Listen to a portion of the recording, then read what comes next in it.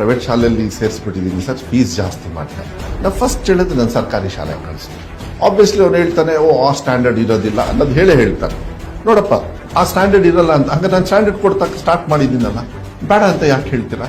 1ನೇ ಕ್ಲಾಸಿಂದಾನೆ compulsory ಮಗುಗೆ computer lab ಇರುತ್ತೆ, physics lab ಇರುತ್ತೆ, ಕೆಮಿಸ್ಟ್ರಿ ಲ್ಯಾಬ್ ಇರುತ್ತೆ, ಬಯಾಲಜಿ ಲ್ಯಾಬ್ ಇರುತ್ತೆ, ಎಲ್ಲಾ ತರದ ಲ್ಯಾಬ್. ಏನು ಪ್ರೈವೇಟ್ ಕಲ್ಸಕ್ಕೆ ಟೀಚರ್ಸ್ ಇರುತ್ತೆ, ಕಂಪ್ಯೂಟರ್ ಟೀಚರ್ ಇರ್ತಾರೆ 1ನೇ ಕ್ಲಾಸಿಂದ ಕಂಪಲ್ಸರಿ.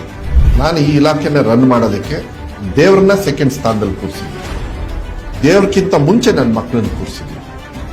ಸೊ ನನಗೆ ದೇವ್ರ ಅಡ್ಡ ಬರೋಕ್ಕೆ ಚಾನ್ಸೇ ಇಲ್ಲ. ಮಕ್ಕಳೇ ನನಗೆ ದೇವರು, ಅನ್ಯಾಯ ಮಾಡೋಕ್ಕೆ ಚಾನ್ಸೇ ಇಲ್ಲ. ನನಗೂ ಒಬ್ಬ ಮಗ ಇದೆ, ಬೇರೆಯವ್ರಿಗೂ ಮಕ್ಕಳಿದೆ. ನನಗೆ ಗೊತ್ತಿದೆ ಅವರಿಗೆ ಕಳ್ತನ ಮಾಡಿ ಪಾಸ್ ಮಾಡೋದಕ್ಕೆ ನನಗೆ ಇಷ್ಟ.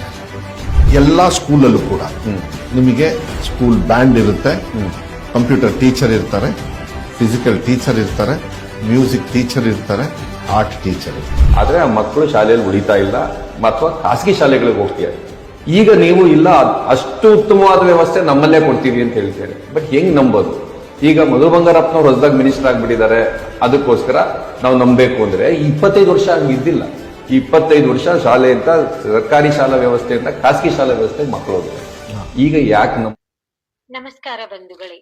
ನಮ್ಮ ಶಿಕ್ಷಣ ಮಂತ್ರಿ ಶ್ರೀಮಾನ್ ಮಧು ಬಂಗಾರಪ್ಪನವರ ಮೇಲಿನ ಮಾತುಗಳನ್ನು ನೀವು ಕೇಳಿದ್ರಿ.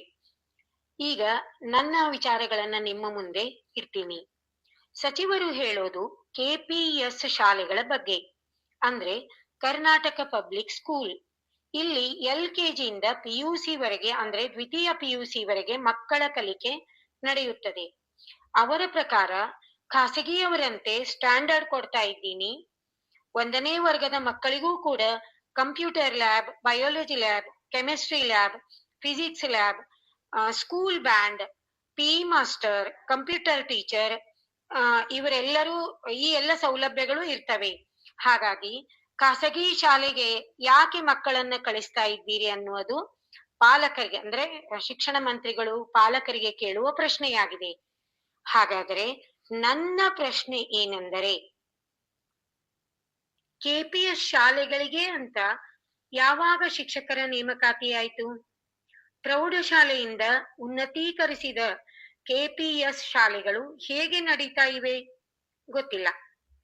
ಯಾಕೋ ಸಚಿವರ ಮಾತುಗಳನ್ನು ಕೇಳಿ ಉತ್ಸಾಹ ಇರಬೇಕು, ಆದರೆ ಇಷ್ಟೊಂದು ಉತ್ಪ್ರೇಕ್ಷೆ ಇರಬಾರದು ಅನ್ನಿಸ್ತು. ಎಲ್ಲ KPS ಶಾಲೆಗಳಲ್ಲಿ 1ನೇ ವರ್ಗದಿಂದ ಲ್ಯಾಬ್ಗಳಿವೆಯಾ? ಮುಖ್ಯವಾಗಿ 1ನೇ ವರ್ಗದ ಮಕ್ಕಳು ಕನ್ನಡ, ಇಂಗ್ಲಿಷ್, ಗಣಿತ ಮತ್ತು ಪರಿಸರ ಅಧ್ಯಯನದ ವಿಷಯಗಳನ್ನು ಪ್ರಧಾನವಾಗಿ ಓದ್ತಾರೆ. ಹಾಗಾದರೆ ಪರಿಸರ ಅಧ್ಯಯನವನ್ನು ಡಿವೈಡ್ ಮಾಡಿ ಫಿಸಿಕ್ಸ್, ಕೆಮಿಸ್ಟ್ರಿ, ಬಯಾಲಜಿ ಲ್ಯಾಬ್ಗಳಾಗಿ ಮಾಡಿದ್ದೀರಾ? ಇನ್ನು 1ರಿಂದ 12ನೇ ತರಗತಿಯವರೆಗೆ ಕಂಪ್ಯೂಟರ್ ಕಲಿಸುವ ಶಿಕ್ಷಕರು ಇದ್ದಾರೆಯೇ? ಗೊತ್ತಿಲ್ಲ. ಖಾಸಗಿ ಶಾಲೆಯ ಸ್ಟ್ಯಾಂಡರ್ಡ್ ಕೊಡ್ತಾ ಇದ್ದೀನಿ ಅಂತ ಹೇಳುವ ನೀವು ಶಿವಮೊಗ್ಗದಲ್ಲಿ ನಿಮ್ಮ ಒಡೆತನದ ಮಲ್ನಾಡ್ ಇಂಟರ್ನ್ಯಾಷನಲ್ ಸ್ಕೂಲ್ ಅನ್ನು ದೊಡ್ಡ ಮನಸ್ಸು ಮಾಡಿ ಸರ್ಕಾರಿ KPS ಶಾಲೆಗಳಲ್ಲಿ ವಿಲೀನ ಮಾಡಬಹುದಲ್ಲ? ಇನ್ನು ದೈಹಿಕ ಶಿಕ್ಷಕರ ನೇಮಕಾತಿ ಆಗದೆ ಸುಮಾರು 17ರಿಂದ 18 ವರ್ಷವಾಯಿತು. ದೈಹಿಕ ಶಿಕ್ಷಕರ ನೇಮಕಾತಿ ಆಗದೇ ಇರುವ ಕುಖ್ಯಾತಿ ನಮ್ಮ ರಾಜ್ಯವಾಳಿದ 3 ಪಕ್ಷಗಳಿಗೆ ತಟ್ಟುತ್ತದೆ. ಈಗೇನೋ ದೈಹಿಕ ಶಿಕ್ಷಕರ ನೇಮಕಾತಿ ಮಾಡಿಕೊಳ್ತೀವಿ, ಅಂದ್ರೆ ನೇರ ನೇಮಕಾತಿ ಮಾಡಿಕೊಳ್ತೀವಿ ಅಂತ ಹೇಳ್ತಾ ಇದ್ದೀರಿ. ಅದನ್ನು ಮುಂದೆ ನೋಡೋಣ. ಮಕ್ಕಳ ಸರ್ವತೋಮುಖ ಅಭಿವೃದ್ಧಿ ಎಂದು ಬುರುಡೆ ಮಾತು ಬಿಡುವ ಎಲ್ಲ ಸರ್ಕಾರಗಳಿಗೆ ಯಾವ ನೈತಿಕತೆ ಇದೆ? ನಮಗೆಲ್ಲ ಖೇಲೋ ಇಂಡಿಯಾ ಗೊತ್ತು. ಹಾಗಾದರೆ ರಾಷ್ಟ್ರ ಮಟ್ಟದಲ್ಲಿ ನಮ್ಮ ರಾಜ್ಯದ ಮಕ್ಕಳು ಕ್ರೀಡೆಯಲ್ಲಿ ಎಷ್ಟು ಪದಕಗಳನ್ನು ತಂದಿದ್ದಾರೆ? ನೀವೇ ಹೇಳಿ. ಮೊದಲಿನಿಂದ ಇರುವ ನಮ್ಮ ಸರ್ಕಾರಿ ಶಾಲೆಯ ಮಕ್ಕಳಿಗೆ ಲ್ಯಾಬ್ಗಳು, ಬ್ಯಾಂಡ್ಗಳು, ಕಂಪ್ಯೂಟರ್ಗಳು, ಸಾಕಷ್ಟು ಸಿಬ್ಬಂದಿ ಬೇಡ್ವಾ? ಇದನ್ನೇ ಕಳೆದ ವಾರದ ಅಧಿವೇಶನದಲ್ಲಿ ಮಾನ್ಯ ಶಿವಲಿಂಗೇಗೌಡರ ಮಾತಿಗೆ ಶಿಕ್ಷಕರ ಕೊರತೆಯನ್ನು ಹೇಳುತ್ತಾ ಬಸವ ಕಲ್ಯಾಣ ಶಾಸಕರಾದ ಶ್ರೀಮಾನ್ ಶರಣು ಸಲಗಾರ್ ಅವರು ಪ್ರಶ್ನೆ ಎತ್ತಿದಾಗ ಅವರ ಧ್ವನಿಯನ್ನೇ ಅಡಗಿಸಿ ಬಿಟ್ಟರು. ಬಂಧುಗಳೇ, ಕೆಪಿಎಸ್ ಶಾಲೆಗಳಿಗೆ ಪೂರಕವಾದಂತ ಒಂದು ವಿಷಯ ಹೇಳ್ತೀನಿ. ಮಾನ್ಯ ಕುಮಾರಸ್ವಾಮಿಗಳು ಮುಖ್ಯಮಂತ್ರಿಗಳಾಗಿದ್ದಾಗ ರಾಜ್ಯಾದ್ಯಂತ ಆಯ್ದ ಕೆಲ ಶಾಲೆಗಳಲ್ಲಿ ಆಂಗ್ಲ ಮಾಧ್ಯಮ ತೆರೆಸಿದರು. ಯೋಜನೆಯೇನೋ ಉತ್ತಮವಾದದ್ದು. ಯಾಕೆಂದರೆ ನಮ್ಮ ಸರ್ಕಾರಿ ಶಾಲೆಯ ಬಡ ಮಕ್ಕಳಿಗೂ ಆಂಗ್ಲ ಮಾಧ್ಯಮದಲ್ಲಿ ಓದುವ ಅವಕಾಶ ಸಿಕ್ಕಿತ್ತು. ಆದರೆ ಇದಕ್ಕೆ ಯಾವುದೇ ಹೆಚ್ಚಿನ ಶಿಕ್ಷಕರನ್ನು ಮತ್ತು ಕೊಠಡಿಗಳನ್ನು ಕೊಡದೆ ಅಲ್ಲೇ ಇರುವ ಶಾಲೆಗಳಲ್ಲಿಯೇ ಅದಕ್ಕೆ ಬೇಕಾಗುವ ಸೌಲಭ್ಯ ಬಳಸಿಕೊಂಡರು. ಗುಣಮಟ್ಟ ಏನಾಗಿರಬಹುದು ಎಂಬುದನ್ನ ನೀವೇ ಊಹಿಸಿ. ಈಗ ಕಳೆದ 5 ತಿಂಗಳಿನಿಂದ ಸುಮಾರು 35,000 ಅತಿಥಿ ಶಿಕ್ಷಕರಿಗೆ ಸಂಬಳ ಭಾಗ್ಯ ಸಿಕ್ಕಿಲ್ಲ ಎನ್ನುವುದು ಕಿವಿಗೆ ಬೀಳ್ತಾ ಇದೆ. ಕಳೆದ ಕೆಲ ತಿಂಗಳುಗಳ ಹಿಂದೆ ಬೀದರ್, ಕೊಪ್ಪಳ ಇನ್ನೂ ಮುಂತಾದ ಕೆಲವು ಜಿಲ್ಲೆಗಳಲ್ಲಿ ಹುಳುಗಳಿಂದ ಕೂಡಿದ ಬಿಸಿಯೂಟ ಸರಬರಾಜಾಗಿತ್ತು. ತಟ್ಟೆಯಲ್ಲಿಯ ಹುಳುಗಳನ್ನು ನೋಡಿ ಕರುಳು ಕಿತ್ತು ಬರುವಂತಿತ್ತು. ಯಾಕೆ ನಮ್ಮ ಮಕ್ಕಳು ಬಿಟ್ಟಿ ಸಿಕ್ಕಿದ್ದಾರೆ, ಏನು ಕೊಟ್ರೂ ನಡೆಯುತ್ತದೆ ಅನ್ನುವ ಈ ವ್ಯವಸ್ಥೆಗೆ ಏನು ಹೇಳಬೇಕು?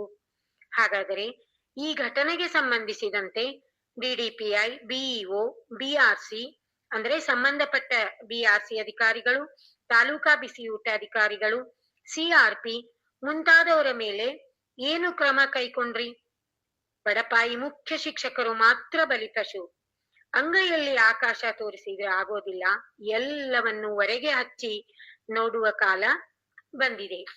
ಮಾನ್ಯರೇ, ನಿಮ್ಮ ಹೇಳಿಕೆಗಳನ್ನು ಮುಂದೆ ನೀವು ಕಾರ್ಯರೂಪಕ್ಕೆ ತರಬಹುದು. ಆದರೆ ಈಗ ಕೊಡ್ತಾ ಇದ್ದೀನಿ ಅನ್ನುವುದು ನಿಜಾನಾ? ನೀವೇ ಹೇಳಿ.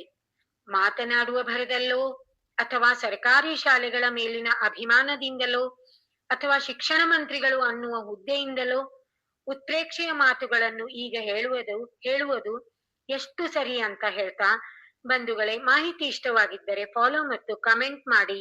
ನಮಸ್ಕಾರಗಳು.